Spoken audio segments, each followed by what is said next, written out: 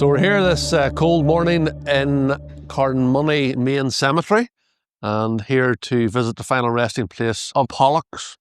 And you can see at the top of the headstone it says, "Loving memory of the Reverend John Pollock, D.D., Doctor of Divinity.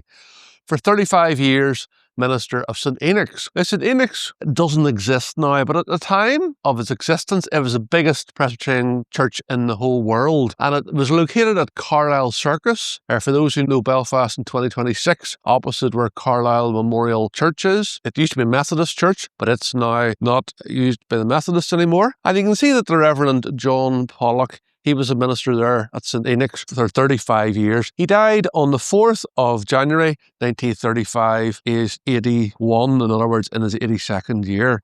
But also of interest from this headstone is his son, Paul Gilchrist Pollock, and he's mentioned here as killed in action at the Battle of the Somme, 1st July 1916. Paul Gilchrist, he was a child of the manse, as it implies from his headstone, but he was very friendly with another young fella from that area, from North Belfast, a man called George Hackney. Now, we've previously covered George Hackney on this channel. A friend of mine, Mark Scott, has written a book about George Hackney and the remarkable photographs that he took. His final resting place is in Cumber New Cemetery. George Hackney is known as the man who shot the Great War.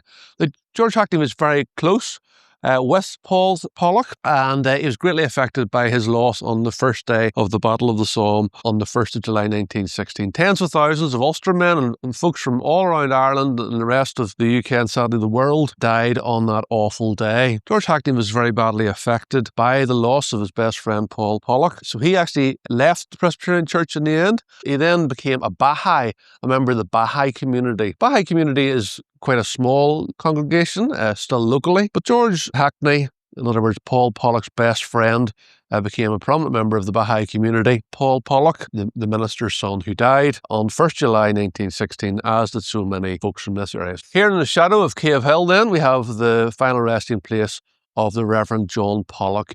You'll actually perhaps see from the headstone that whilst there are 3 names mentioned on the headstone, his son Paul perhaps has no final resting place, and his wife, Marion Forrest Pollock, she's commemorated as a beloved wife and mother. She died in her 84th year in 1946, laid to rest in Eastleigh in Hampshire, and then at the base it says, "with Christ, which is far better." So there's only one person actually buried in this quite fine headstone.